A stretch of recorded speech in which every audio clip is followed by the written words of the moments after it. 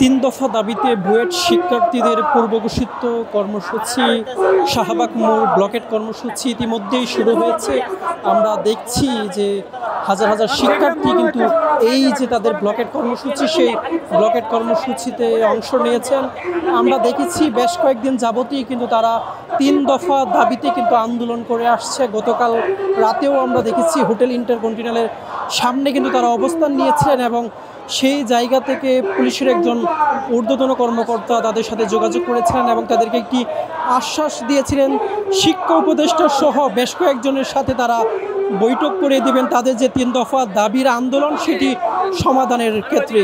কিন্তু তারা বলছেন যে সকাল থেকে তারা সচিবালয়ে অবস্থান করছিলেন, কিন্তু তাদের যে তিন দফার দাবির প্রেক্ষিতে শিক্ষা উপদেষ্টার পক্ষ থেকে যে আশ্বাসের কথা দেওয়া হয়েছিল সেই আশা অনুরূপ সাড়া না পেয়ে কিন্তু তারা এই মুহূর্তে আমরা দেখছি যে শাহবাগ মোড় কিন্তু তারা ব্লক দিয়ে কিন্তু তারা ব্লকেট কর্মসূচি পালন করছেন। দর্শক, আপনাদেরকে যদি জানিয়ে রাখি, মূলত তিন দফার যে বিষয়গুলো তারা উল্লেখ করেছেন সেই দফাগুলোতে তারা যে বিষয়গুলো উল্লেখ করেছেন, নবম গ্রেডে 33% কোটা রয়েছে ডিপ্লোমা ইঞ্জিনিয়ারিং শিক্ষার্থীদের জন্য, সেটি বাতিল করে দেওয়ার দাবি কিন্তু তারা দিয়েছেন। তারা বলছেন সেখানে নিয়োগের ক্ষেত্রে পরীক্ষার বিষয়টি উল্লেখ করেছেন। এছাড়াও তারা বলছেন দশম গ্রেডের যে 100% কোটা রয়েছে ডিপ্লোমা শিক্ষার্থীদের জন্য সেটি বাতিলের দাবি কিন্তু তারা জানাচ্ছেন। এছাড়াও তারা বলছেন যে এই দশম গ্রেড সবার জন্য উন্মুক্ত করে দেওয়ার দাবি তারা জানাচ্ছেন। এছাড়াও তারা যে বিষয়টি বলছেন, বিএসসি ডিগ্রি যে রয়েছে, বিএসসি ডিগ্রি ছাড়া কাউকে ইঞ্জিনিয়ারিংয়ের যে বিষয় পদবি সেটি ব্যবহারের নিষেধ দিয়েছেন। তারা বলছেন যারা বিএসসি ছাড়া ইঞ্জিনিয়ারিং পদ ডিগ্রি যেটি তারা ব্যবহার করবে সেক্ষেত্রে তাদেরকে আইনানুগ ব্যবস্থার দাবি কিন্তু তারা জানাচ্ছেন। মূলত এই তিন দফা দাবিতেই মূলত কিন্তু তারা শাহবাগ মোড় ব্লকেট কর্মসূচি পালন করে আসছেন। আমরা দেখছি তারা কিন্তু স্লোগানে উত্তাল করে তুলেছেন শাহবাগ মোড়, এবং আমরা দেখছি একমাত্র জরুরি যে সেবাগুলো রয়েছে অ্যাম্বুলেন্স এবং রোগীর গাড়ি, সেগুলো তারা কিন্তু এই যে শাহবাগ মোড় সেটিকে তারা যাওয়ার ব্যবস্থা করে দিচ্ছেন, এবং বাকি যে সকল পরিবহন রয়েছে সাধারণ পরিবহন তাদেরকে কিন্তু আসলে এই যে শাহবাগ মোড় অতিক্রমের জন্য কিন্তু দেওয়া হচ্ছে না।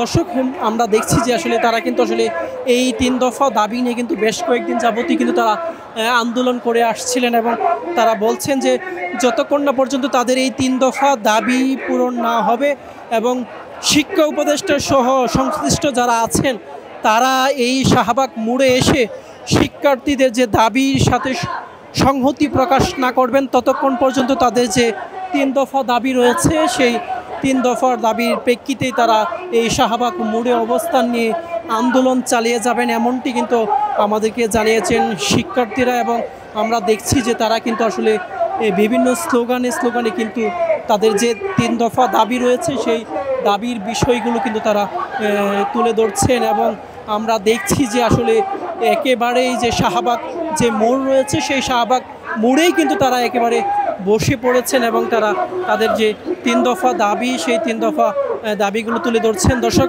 আপনাদেরকে যদি আবারও একটু জানিয়ে রাখি যে তিন দফা দাবির মধ্যে তারা যে বিষয়গুলো উল্লেখ করেছেন তার মধ্যে তারা যে বিষয়টি বলছেন, নবম গ্রেডে 33% কোটা রয়েছে ডিপ্লোমা ইঞ্জিনিয়ারিংয়ের জন্য, সেই কোটা বাতিল করে মেধার ভিত্তিতে নিয়োগের দাবি জানাচ্ছেন।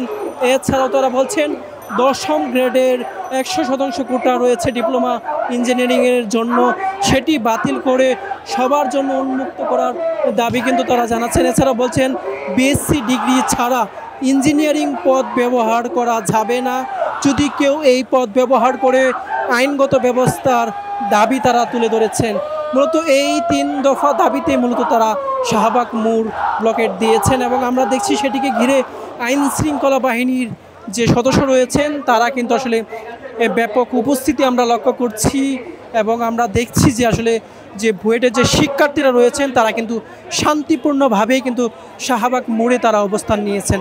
তো এই ছিল আমার কাছে এই যে শাহবাগ মোড় ব্লকেট কর্মসূচি থেকে আমার কাছে থাকা সবশেষ তথ্য।